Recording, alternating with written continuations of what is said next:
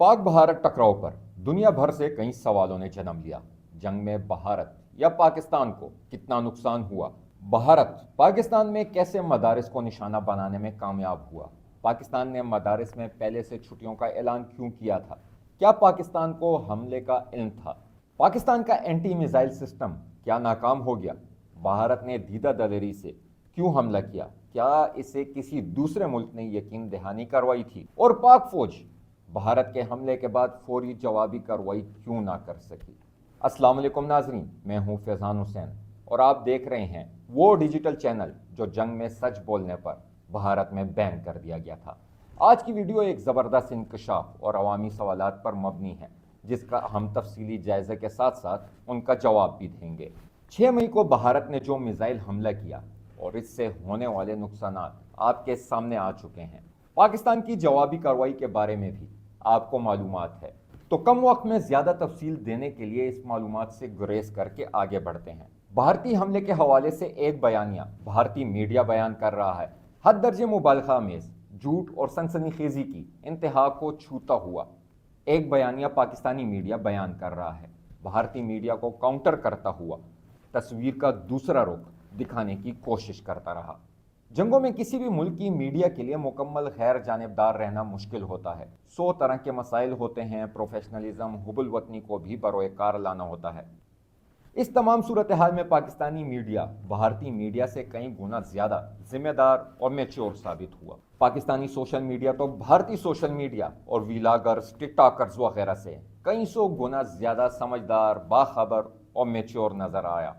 Media के बयानिए के साथ साथ और एक बयानिया सोशल मीडिया पर गर्दिश करता दिखाई दिया, जो इन नाराज शाकी पाकिस्तानी सियासी कारकुनों का हो सकता है, जो एस्टेब्लिशमेंट या हुकूमत की पॉलिसियों से कुछ अरसे से सख्त नाखुश हैं, या आम आवाम का भी हो सकता है। इस दौरान एक सवाल हुआ कि आखिर इंडिया ने सैकड़ों किलोमीटर दूर से 100% दुरुस्तगी के साथ मदारिस को निशाना कैसे बनाया? इस सवाल का आखिर क्या जवाब हो सकता है? अरे भाई, ये जदीद और टेक्नोलॉजी से भरपूर दौर है। जदीद टेक्नोलॉजी के तहत सैकड़ों किलोमीटर दूर से, बल्कि हजारों किलोमीटर दूर से भी अहदाफ को दुरुस्त निशाना बनाया जा सकता है। पाकिस्तान के पास भी ये सलाहियत मौजूद है। जब मिसाइल तजर्बात किए जाते हैं तो इनमें 20 से 50 मीटर के रकबे तक को निशाना बनाया जा सकता है। यानी अगर एक मकान पर हमला किया गया तो ऐन मुमकिन है मुल्क का दीवार वाला मकान सलामत रहे और सिर्फ हदफ तबाह हो। एक और तंजिया सवाल है कि पाकिस्तान का अरबों डॉलर का एंटी मिसाइल सिस्टम आखिर इन मिसाइल को पकड़ने मतलब इंटरसेप्ट करने में कैसे नाकाम रहा? पहली बात तो यह है कि पाकिस्तान के पास अरबों डॉलर का महंगा एंटी मिसाइल सिस्टम नहीं, जैसा कि भारत ने अपने बड़े दिफाई बजट के हिसाब से S-400 ले रखा है। पाकिस्तान के पास तहम मकामी तौर पर तैयार करदा मुख्तलिफ किस्म के एंटी मिसाइल सिस्टम के साथ साथ जदीद चीनी साख्ता एंटी मिसाइल सिस्टम HQ-9 मौजूद है।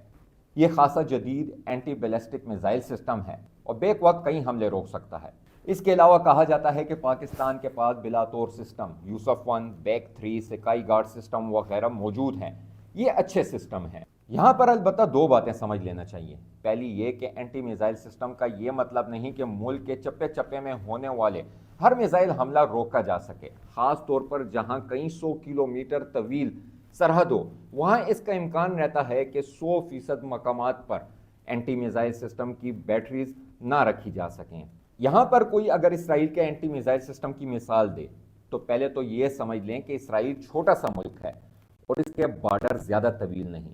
दूसरा, इसे 3 अतराफ से तहफ़्फ़ुज़ हासिल है। समंदर की तरफ से वो महफूज है, एक साइड से मिस्र है जो इसका इत्तेहादी मुल्क है, शाम से भी इसे कोई ख़तरा नहीं। वो सिर्फ लबनान से हिज़्बुल्लाह या यमन के हूसियों की तरफ से फेंके मिसाइलों पर नज़र रखता है, या ख़ास मौके पर इसे ईरानी मिसाइलों का तोड़ करना होता है।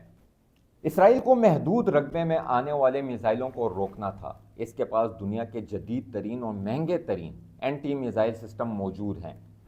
इसके बावजूद ईरानी बैलिस्टिक मिसाइल रोकने में इसकी अमेरिका, बरतानिया, फ्रांस वगैरह ने भरपूर मदद की। ये भी याद रहे कि ईरानी मिसाइल इतने जदीद और तेज़ रफ्तार नहीं जितने हिंदुस्तानी फौज के मिसाइल हैं।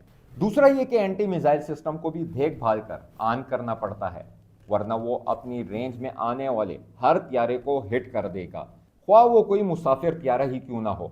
بھارت نے غیر ذمہ داری کی انتہا یہ کی جب حملہ کیا تب کئی ممالک کے 50 کے لگ بھگ پروازیں پاکستانی ایئر اسپیس استعمال کر رہی تھی۔ جب ایئر اسپیس اوپن ہو تو پھر اینٹی میزائل سسٹم آن نہیں کیا جا سکتا۔ ایسا کرنے سے پہلے ایک اعلامیہ یا اعلان جاری کیا جاتا ہے جس کے بعد اس علاقے یا رقبے پر کوئی مسافر طیارہ پرواز نہیں کر سکتا۔ اگر کوئی غلطی سے ایسا کرے تو ہٹ ہو جائے گا۔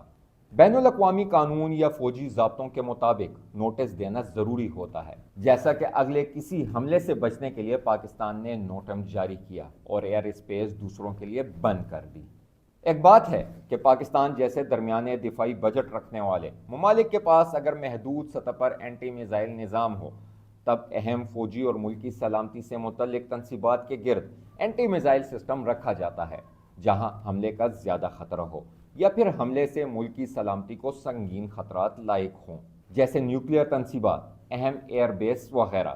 ایک اور سوال ہے کہ بھارت نے دیدہ دلیری سے حملے کیوں کیے؟ کیا اسے عالمی سطح پر تعاون کی یقین دہانی تھی؟ اگر یہ ایئر اسٹرائک تھی تو ہمارے دفاعی نظام کیوں سوتا رہا؟ بالا کوٹ حملے میں تو طیارے فوری انٹرسپٹ ہو گئے وغیرہ وغیرہ۔ جواب یہ ہے کہ بالا کوٹ حملے میں بھارتی طیاروں نے پاکستانی فضا میں آ کر کارروائی کی تھی۔ دراصل تب اس کے پاس نسبتاً پرانے طیارے میک 29 میراج وغیرہ تھے۔ آج بھارت کے پاس رافیل جیسا جدید ترین طیارہ موجود ہے جو 200 کلومیٹر سے زیادہ دوری سے فضا سے زمین پر مار کرنے والا اسکال کروز میزائل استعمال کر سکتا ہے۔ تو حملے بھارتی سرزمین کے اندر رہتے ہوئے کیے گئے۔ اگر ایئر ٹو سرفیس اٹیک تھا تب بھی بھارتی طیارہ پاکستانی حدود میں داخل نہیں ہوئے، اور اگر زمین سے زمین پر مار کرنے والا کروز میزائل استعمال ہوئے تب بھی وہ بھارت ہی سے پھینکے گئے۔ رہی بات عالمی حمایت حاصل ہونے کی، تو ابھی تک تو کسی بھی اہم اور قابل ذکر ملک نے بھارت کی کھل کر حمایت نہیں کی۔ سبھی نے اس حملے کی حوصلہ شکنی کی۔ صدر ٹرمپ نے تو اپنے ابتدائی رد عمل میں اسے شرمناک حملہ کہہ ڈالا تھا اور بعد میں دونوں سے بات کر کے سیز فائر کرایا۔ البتہ بھارت ہی چاہتا تھا کہ سیز فائر ہو۔ سوال ہے کہ پاکستان نے دینی مدارس کیوں بند کرا لیے تھے؟ کیا انہیں بتا دیا گیا تھا کہ حملہ ہونے والا ہے؟ ایک چیز ہوتی ہے جسے کامن سینس کہتے ہیں۔ بعض مخالفین اپنے بغض، نفرت اور اندر کے زہر کے باعث اس سے بھی محروم ہو جاتے ہیں۔ ایک خاص طرح کے دینی مدارس پر حملہ متوقع ہو سکتا ہے، یعنی اس کا معمولی سا امکان موجود تھا، تب بھی انہیں بند کرا دینا چاہیے تھا۔ اب یہی دیکھ لیں کہ اگر بہاولپور میں مسجد سبحان اللہ کا مدرسہ خالی نہ ہوتا تو شاید جانی نقصان کئی گنا زیادہ ہو جاتا۔ ایک اور سوال ہے کہ بھارت کو پہلگام حملے کے 24 یا 72 گھنٹے بعد حملہ کرنا چاہیے تھا، مگر اتنے دن گزار کر 9 مئی سے 2 دن پہلے کا انتخاب کیوں کیا گیا جب یہاں سیاسی احتجاج ہونے والا تھا؟ اس کا جواب یہی ہے کہ کیڑے نکالنے اور فضول اعتراض کرنے سے پہلے کچھ پڑھ لینا چاہیے، معلومات حاصل کرنی چاہیے۔ پلوامہ حملہ 14 فروری کو ہوا تھا، تب بھی بھارت نے 13ویں دن حملہ کیا تھا۔ یہ قابل فہم بات ہے۔ ایسا حملہ کرتے ہوئے بہت کچھ سوچنا، سمجھنا، حساب کتاب لگانا پڑتا ہے۔ اس بار 22 اپریل کو پہلگام حملہ ہوا اور بھارت نے 15ویں دن حملہ کیا۔ یہ قابل فہم ہے۔ اس میں بھی سازشی تھیوری گھڑنا تو ذہنی مریضوں والا کام ہے۔